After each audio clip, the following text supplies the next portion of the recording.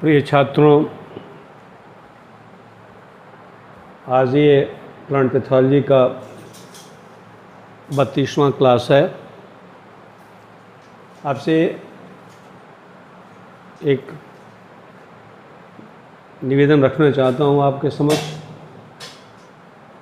ये सारे क्लासेस किसी भी प्लांट पैथोलॉजी के स्टूडेंट का, चाहे वो किसी भी लेवल में हो, सबके लिए बहुत ही लाभकर है। वीडियो को शुरू से आखिर तक देखें। बहुत सारी बातें ब्लैक बोर्ड पर लिखी हुई हैं। साथ ही मैं जहां आवश्यक समझता हूं, इसकी व्याख्या भी करता हूं। तो कृपया आप अपना नोटबुक और कलम लेके बैठें।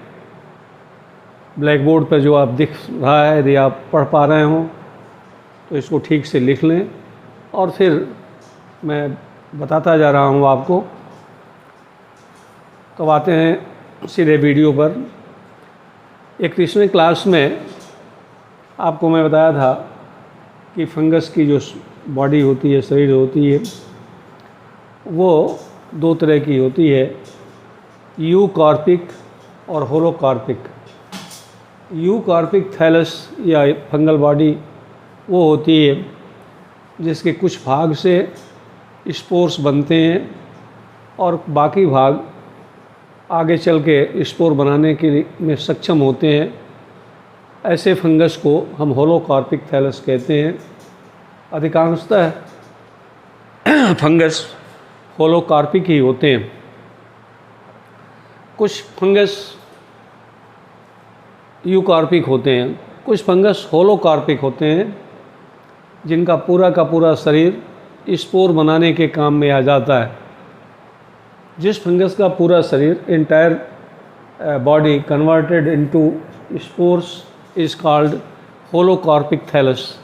जिस फफूंद के का पूरा शरीर स्पोर बनाने के काम आ जाता है, उसको हम होलोकार्पिक कहते हैं। इसका उदाहरण है ईस्ट फंजाई और सिनकाइट्रियम इंडोबाइटिकम। आप जानते हैं सिस्ट एक कोशिकीय होते हैं और ये डिवाइड करके या बडिंग करके बीजाणु बनाते हैं और पूरा का पूरा सेल बीजाणु बनाने के काम आ जाता है।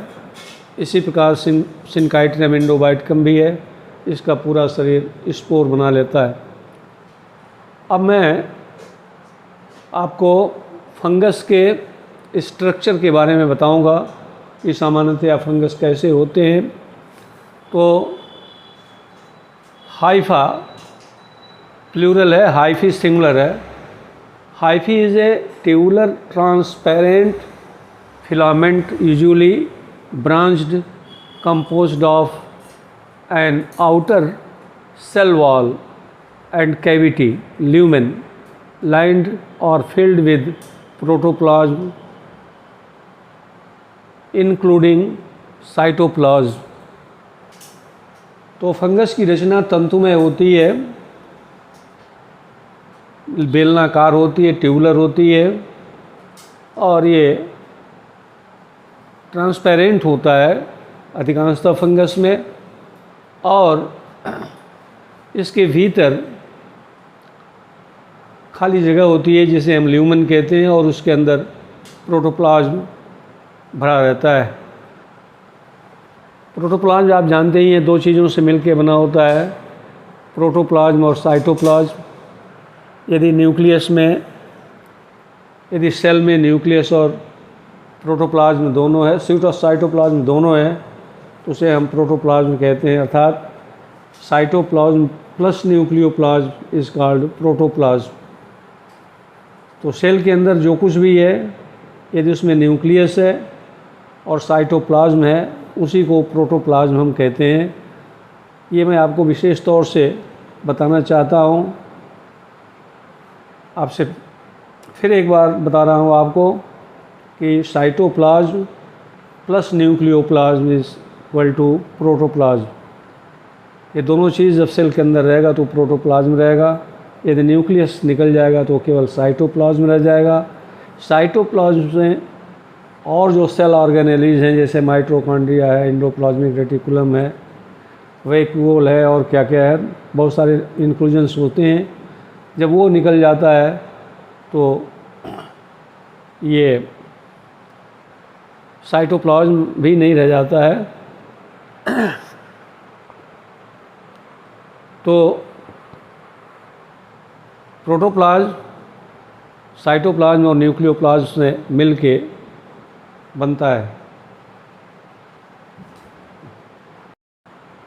छात्रों, आपको बताया मैंने कि प्रोटोप्लाज्म किसे कहते हैं। Cytoplasm plus nucleoplasm is protoplasm.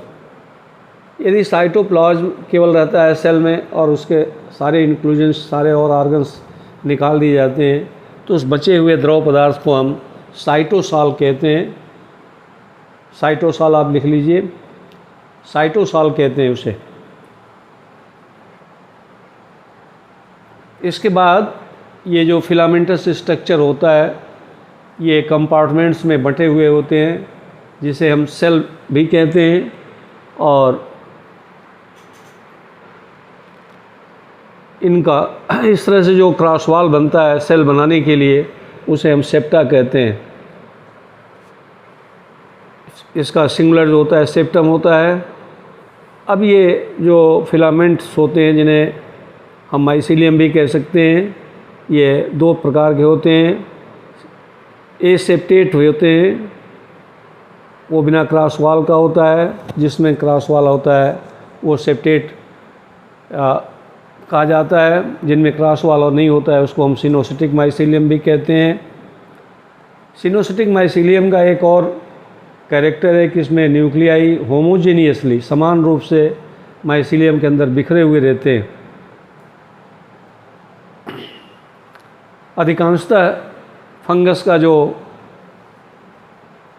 Mycelium होता है, फिलामेंटस स्ट्रक्चर होता है, वो 5 से 10 माइक्रोन डायमीटर का होता है। अब ये जो सेप्टा होता है माइसीलियम के अंदर वो कई प्रकार का होता है। तो सॉलिड सेप्टा होता है जिसमें कोई पोर नहीं होता है, कोई छिद्र नहीं होता है। कुछ ऐसे भी फंगस होते हैं जिनके सेप्टा में एक सेंट्रल पोर होता है, और ख़ास तौर से आगे चलकर जब मैं आपको क्लासिफिकेशन बढ़ाऊँगा तो एस्कोमाइकोटिना के जितने भी फफूंद हैं उनके क्रॉसवॉल में सेप्टल पोर होता है, जिसके माध्यम से एक कंपार्टमेंट से दूसरे कंपार्टमेंट तक प्रोटोप्लाज्म का मूवमेंट होता रहता है या साइटोप्लाज्म का मूवमेंट होता रहता है। इसके बाद बेसिडियोमाइकोटिना के अधिकांशतः सदस्यों में जो सेप्टा होता है वो बीच में पोर होता है और उसका बीच का हिस्सा चपटा होकर के एक बैरल जैसी रचना बनाता है, बैरल शेप्ड हो जाता है। उस बैरल के ऊपर अर्धचंद्राकार कपाट लगे होते हैं जिसे हम पैरेंथेसोम कहते हैं। ये पैरेंथेसोम साइटोप्लाज्मिक मूवमेंट को तो होने देता है, लेकिन न्यूक्लियस को एक कंपार्टमेंट से दूसरे कंपार्टमेंट में नहीं जाने देता है। सॉलिड सेप्टा उस स्थान पर बनता है जहाँ कोई फ्रूटिंग बॉडी बननी होती है, वहाँ सॉलिड सेप्टा बनता है। इस प्रकार फंगस में सामान्य तौर पर 3 तरह का सेप्टा आपको मैंने बताया: सॉलिड सेप्टा, सेंट्रल पोर वाला सेप्टा और डॉलीपोर सेप्टम। इन तीनों सेप्टम के चित्र को इस वीडियो में आपको मैं प्रेषित करूंगा, आप देख लीजिएगा तो आपके समझ में आ जाएगा। छात्रों, ये ऊपर माइसीलियम लिखा हुआ है, MYCELIUM माइसीलियम। तो आपको मैंने बताया कि फंगस की शारीरिक रचना तंतुमय होती है और एक तंतु को हम हाइफा कहते हैं, यदि बहुत है तो हाइफी कहते हैं। इनका एक जाल बन जाता है, नेटवर्क हो जाता है, उसे हम हाइफी कहते हैं, हाइफी प्लूरल है, हाइफा सिंगुलर है, और इससे फंगस की शरीर बन जाती है जिसे हम थैलस कहते हैं। थैलस वो शरीर होता है, प्लांट बॉडी होता है जिसमें डिवीज़न ऑफ लेबर नहीं होता है। There is no division of labour in thalloid plants. तो इनमें कोई डिवीज़न ऑफ लेबर नहीं होता है, अलग अलग कार्यों को करने के लिए अलग अलग टिश्यूज़ नहीं होते हैं। और इस नेटवर्क को, जो फिलामेंटस नेटवर्क है, इसको हम माइसीलियम भी कहते हैं, थैलस भी कहते हैं। पैरासिटिक, आपको मैं बताऊं, फंगस जो होता है अपना भोजन 3 तरह से लेता है। पहले तो फंगस हेट्रोट्रॉफ होता है। आप जानते हैं, मैं पिछले क्लासेस में बताया भी हूँ, इस दुनिया में जितने भी जीव हैं वो 2 तरह के हैं, ऑटोट्रॉफ और हेट्रोट्रॉफ। ऑटोट्रॉफ हुए जीव होते हैं जो अपना भोजन स्वयं बना लेते हैं, और यह काम सामान्यतया हरे पौधों के द्वारा होता है जिसमें क्लोरोफिल होता है। तो फंगस में क्लोरोफिल का बिल्कुल ही अभाव होता है। आप इसको कहीं ठीक से नोट कर लीजिए। आपसे कभी कभी एग्जामिनर जब पूछ देते हैं कि फंगस में क्लोरोफिल होता है, तो आप लोग कन्फ्यूजन में कभी हाँ और कभी ना करते हैं। तो इसे आप स्ट्रिक्टली मान लीजिए कि there is no chlorophyll in fungi and they can't produce their own food. तो इसलिए ये दूसरे पदार्थों पर निर्भर करते हैं, हेट्रोट्रॉफ होते हैं। तो फंगस 3 तरह से भोजन नेचर से लेते हैं। ये या तो सैप्रोफाइट होते हैं। सैप्रोफाइट वे फंगस होते हैं जो अपना भोजन डेड ऑर्गेनिक मैटर से प्राप्त करते हैं, डेड टिश्यू से प्राप्त करते हैं, उनको हम सैप्रोफाइट कहते हैं। लेकिन मैंने आपको बताया कि ये फंगस जो होते हैं पैरासाइट होते हैं, और पैरासिटिक फंगस जो होते हैं वो दूसरे जीवित कोशिकाओं से भोजन प्राप्त करते हैं। अब ये पैरासिटिक जो फंगस होते हैं ये भी 2 तरह के होते हैं। एक तो ऑब्लिगेट पैरासाइट होते हैं जिसे हम बायोट्रॉफ कहते हैं। ये हर हाल में जीवित कोशिकाओं से ही भोजन प्राप्त करते हैं, मरे हुए कोशिकाओं से ये भोजन नहीं ले पाते हैं। इसके अलावा कुछ फंगस ऐसे भी होते हैं जिनका नेचर सिम्बियोटिक होता है, सिम्बियॉन्ट्स होते हैं। They live together for the benefit of each other. Mutualism होता है इनमें, एक दूसरे के फ़ायदे के लिए रहते हैं कुछ फंगस। और इसका एक बेस्ट एग्जाम्पल आप पढ़े होंगे, सुने होंगे, लाइकेन होता है जिसमें फफूंद और एल्गी का एसोसिएशन होता है। फफूंद जो होता है लिथोट्रॉफिक होता है, वो चट्टानों पर उगता है और चट्टानों से भोजन ले करके वो एल्गी को देता है। चूँकि एल्गी क्लोरोफिलस होती है और एल्गी जो भोजन बनाता है उसको ये फंगस लेता है। इस प्रकार ये एक दूसरे के फ़ायदे के लिए एक साथ रहते हैं। इसके बाद मैं एक और एग्जांपल आपको बताऊंगा जो आजकल बायो फर्टिलाइज़र के रूप में प्रयोग किया जा रहा है, माइकोराइज़ा। ये वे फंगस होते हैं जो हायर प्लांट्स के रूट्स के साथ सिम्बियॉन्ट्स होते हैं। इनके रूट पर ये लगे होते हैं, कुछ अंदर रहते हैं, कुछ बाहर रहते हैं, और ये भी भूमि को ढीला करते हैं जिससे कि रूट आसानी से ज़मीन के अंदर घुसता है। और साथ ही साथ माइकोराइज़ा में एक बहुत विशेषता होती है कि ये माइकोराइज़ा भूमि के अंदर उपस्थित फास्फोरस को, जो इनसॉल्युबल हो जाता है, अघुलनशील होता है, इसके एंजाइम्स उसको घुलनशील बना देते हैं जिससे कि पौधे आसानी से उसे ले लेते हैं। अब ये जो पैरासिटिक फंजाई जो प्लांट्स पर ख़ास तौर से होते हैं, आपको मैंने बताया कि 75% बीमारियां पौधों में केवल अकेले फफूंद से उत्पन्न होती हैं। तो इनका जो माइसीलियम है, जब किसी होस्ट प्लांट को ये इन्फेक्ट करते हैं तो 2 तरह के होते हैं, एक्टोफाइटिक फंजाई और इंडोफाइटिक फंजाई। वे फंगस जिनका माइसीलियम हाइफा पौधे के सतह पर रहते हैं उनको हम इक्टोफाइटिक माइसीलियम कहते हैं, और जो पौधे के भीतर रहते हैं एपिडर्मिस के नीचे रहते हैं उनको हम इंडोफाइटिक माइसीलियम कहते हैं। आप आगे चल के पढ़ेंगे पाउडरी मिल्ड्यूज चूर्ण लास्टा रोग एक ऑर्डर इरिसाइफेल्स है, उसके सारे सदस्य उत्पन्न करते हैं और इनकी सबकी माइसीलियम मोर और लेस सब इक्टोफाइटिक होती है। पौधे के सतह पर इनकी माइसीलियम बढ़ती है और जगह जगह ये एप्रिसोरिया बनाते हैं और फिर वो होस्ट एपिडर्मिस को पेनिट्रेट करके नीचे अपना हास्टोरियम भेजते हैं, चुस्कांग भेजते हैं, जिससे ये भोजन लेते हैं। तो एक्टोफाइटिक माइसीलियम हो गया वो माइसीलियम जो पौधे की सतह पर होता है। अब मैं छात्रों तो मैं बताया आपको कि माइसीलियम 3 तरह की होती हैं, 2 तरह की, एक्टोफाइटिक और इंडोफाइटिक।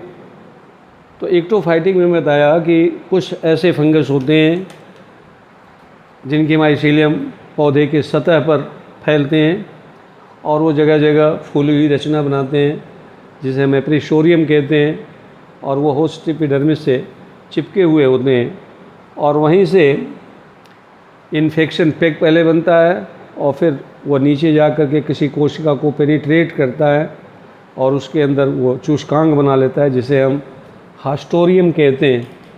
तो ये होस्ट एपिडर्मिस है, ये पैलिसेड सेल्स हैं प्लांट्स के, और ये एप्रिसोरियम है, ये फंगल स्पोर है जो पहली बार बनाया और फिर इसके ऊपर ये बढ़ता रहता है, और ये हास्टोरियम भोजन ले करके बाहर माइसीलियम को देता है और ये होस्ट सरफेस पर बढ़ते रहते हैं। इस प्रकार ये होस्ट सरफेस पर चूर्ण पाउडर के रूप में दिखाई पड़ते हैं। और मैंने अभी पहले एक बार और बताया था कि ऑर्डर इरिसाइफेल्स के सारे सदस्य पाउडरी मिल्ड्यू की बीमारी उत्पन्न करते हैं और इनमें अधिकांशतः का जो माइसीलियम होता है वो एक्टोफाइटिक होता है, पौधे के सरफेस पर ही पाया जाता है।